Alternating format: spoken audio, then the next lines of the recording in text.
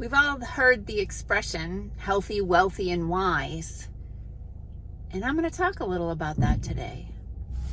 Hey, I'm Dr. Patty Barch, a traditional naturopath, founder and owner of Naturally Unbridled Wellness and naturallyunbridled.com, where we focus on wellness solutions, not disease management. This is Down the Ridge with Dr. Patty, where I give you 7 to 10 minutes of holistic life and wellness information on my way to work. This is not medical advice.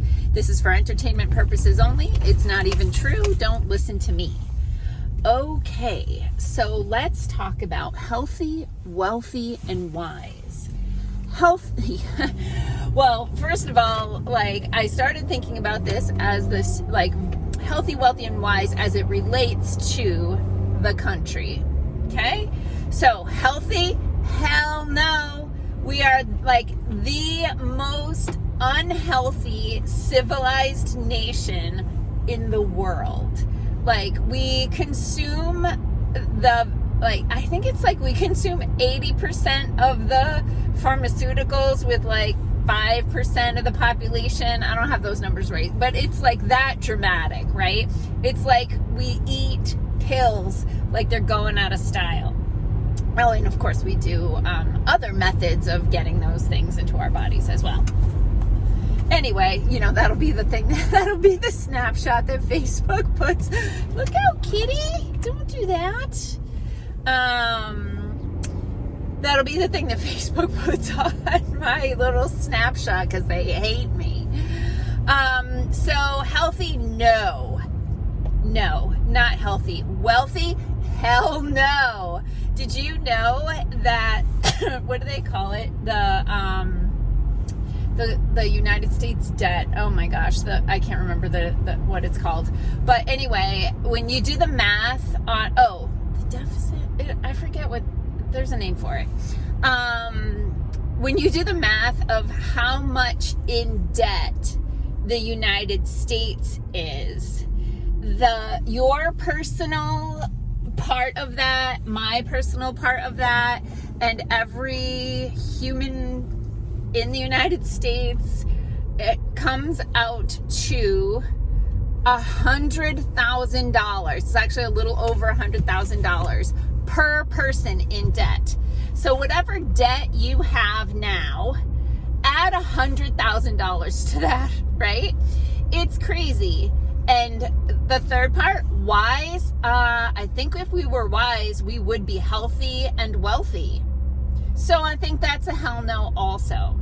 So if we're looking at the government, the United States government, as the leaders in how we are supposed to perform as a society, and even considering that these are the people responsible for the content of the curriculum being taught to the children, are they being taught how to be healthy? No. Wealthy? No. Ask kids to explain to you credit. They don't even know what a nickel looks like. Whoa. Turkey flying. Oh my gosh, there's a couple turkeys roosted. That's cool. No, that'll be the snapshot. I gotta stop making faces on these things. So yeah, they're developing the curriculum that we don't teach children that health needs to be a priority. In fact, I believe there's a war on health. Everything that I try to say, that other wellness professionals try to say, to put out there about food and vitamins and exercise and sleep and hydration, all those, mindfulness, all of those things. Shh, no. Eat whatever you want. Here's medicine. It's a permission slip to keep ruining your body. Okay. So that's a problem. Then the wealthy problem. My God. I was going to talk about that before I saw the turkeys.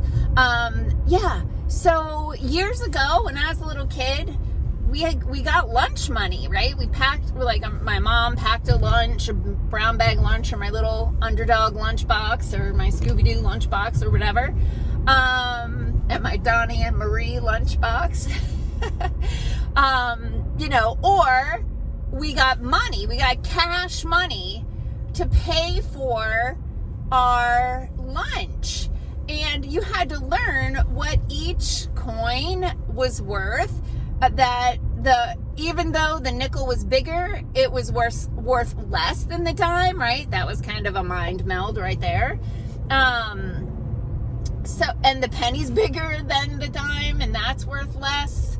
So, you had to learn that stuff, and you had to do math, right? Like if you bought lunch, you had $1 and your lunch was, 65 cents. You had to know what you were getting for change.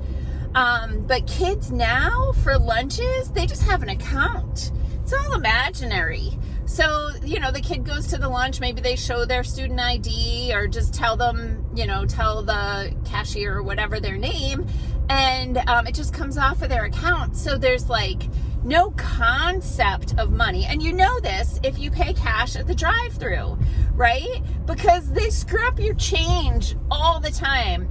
If it comes to $4.64 and you give them $10.64, they'll give you back the 64 cents because they're so freaking confused by that, right? They also don't know about interest and debt and, how making the minimum monthly payment on a credit card is never going to get that credit card paid off, right? None of these things are taught. So I think that we need to be looking at leadership that makes health a priority. So, they all freaking make wealth a priority, but not your wealth, and certainly not the country's wealth. It's private industry's wealth that becomes a priority. So let's bring in the wisdom. Let's understand. So years ago, I did a workshop with my financial advisor. She and I put together a workshop called Healthy, Wealthy, and Wine. That's how you get women to come to a workshop. You offer wine. So anyway, I talked about physical health and how it's the most important thing, because there's no point in growing old if you're going to be incapacitated, riddled with pain, unable to do anything or go anywhere.